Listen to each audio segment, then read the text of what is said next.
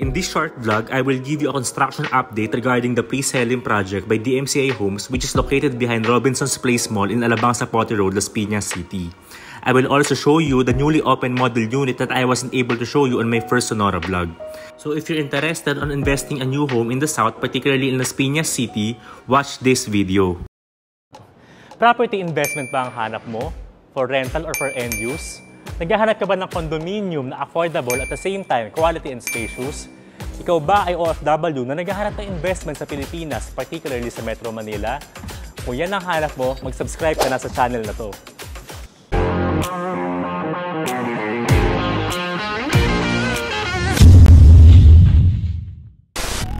Hi, so once again, this is Vanjo Santos, property consultant of DMCI Homes.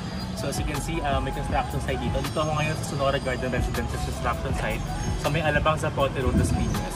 It is right behind Robinson's Place, Las Piñas. So very accessible yung lugar niya and at the same time, very accessible sa mall. So ito po yung construction update niya. You can see, gaya na po siya. For full details and presentation of the project, please click the link below to watch my YouTube vlog regarding Sonora Garden Residences that was uploaded more than a year ago. But for this part, I'll give you some of the basic details about the project. Sonora Garden Residences, just like what I have mentioned a while ago, is located in Alabang Zapote Road, Las Piñas City. It has 3 high-rise buildings, but as of now, Cadence Building pa lang ang na-launch with 40 stories. As you can see on your screen, the project is located in the middle of Alabang Zapote Road, so it is very accessible to some key establishments such as schools, malls, and hospitals. And since pre-selling pa lang ang Sonora, wala pa ako actual amenities na maipapakita. I'll just show you some of the perspectives of the indoor and outdoor amenities.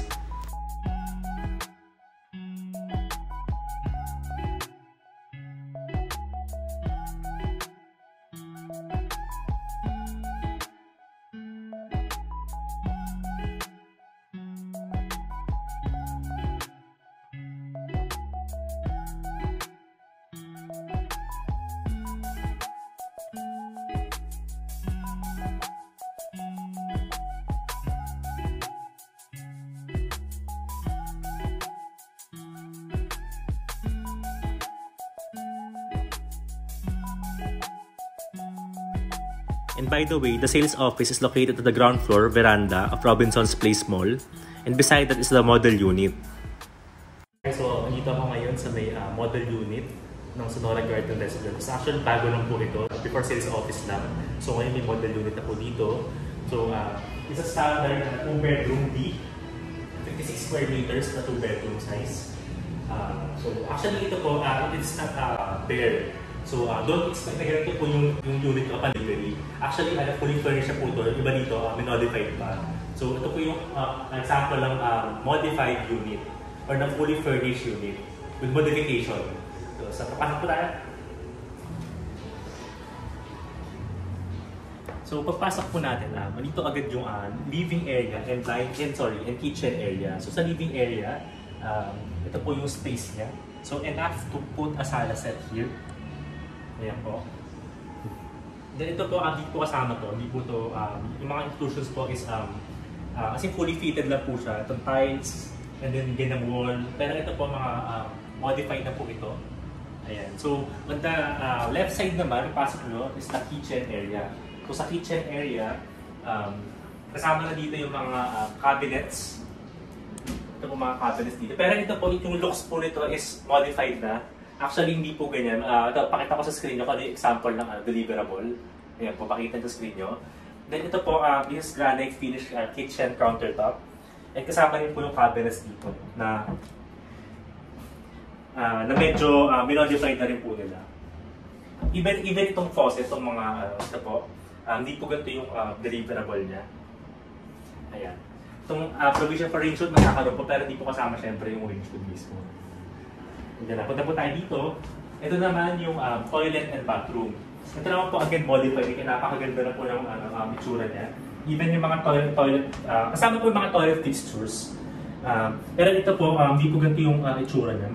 Doon merong, upon delivery, meron na po kasamang ganito. Yan. Tapos ito po, hindi po kasama itong glass door. And modified na rin yung wall niya dun sa loob ng bathroom. Ayan. So almost modified. Pero ganito po kalaki yung space. So may imagine nyo naman, ganito kalaki yung space ng unit nyo upon delivery. So maaaring mas pagandahin nyo pa dito yung unit nyo. Or gayahin, well, hindi rin gayahin ganitong style. So ito naman yung laundry area. Sorry. Ayan, yung laundry area. So may space siya from floor to ceiling. So pwede siya maging storage area. Ang purpose ito is dito ilalagay yung washing machine nyo. Ayan, so nakatago po siya. Then storage area na rin. Ayan. Then on this side, dito muna tayo sa smaller bedroom. This smaller bedroom is the bedroom 2. Ideally, ito yung bedroom pang office or pang kids pag may anak na po kayo.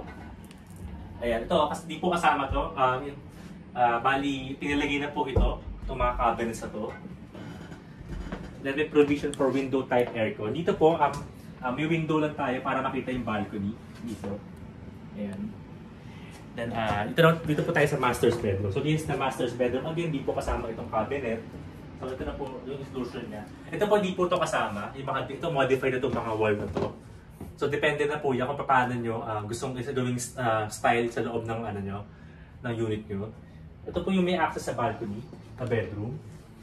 So, the balcony is, standard size of balcony of 2 bedrooms sa DMCA is around 8 square meters. Actually, mostly 8 square meters mismo. So, ayan. Very spacious siya. So, may mga pwede pa kayo maglagay dito ng mga gym equipments. Ayan. So, basically, ito po yung 2-bedroom sample dito sa Sonora Garden Residences. For as much as around 7 million, approximately, magkakaroon ka na ng ganitong space dito sa Las Piñas with direct access to Robinson's Place Mall.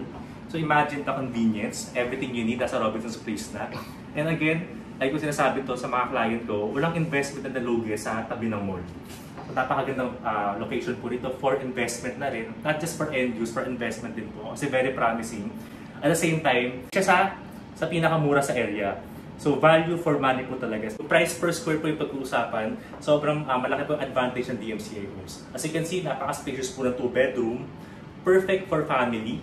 Especially for start-up family, itong 2-bedroom. And again, syempre sa DMCA, resort-inspired ambience. So expect na maging para kayo nasa loob ng resort. So pakita ko rin po sa screen nyo ngayon. Ano po yung tsura ng pagiging amenities, especially yung mga outdoor amenities. So yan po yung mga amenities namin dito sa Sonora Garden Residences. So by the way, if you have any questions, if you have inquiry, we can have a site tripping. Especially taga Las Piñas lang din ako, madali ko kayo makikater.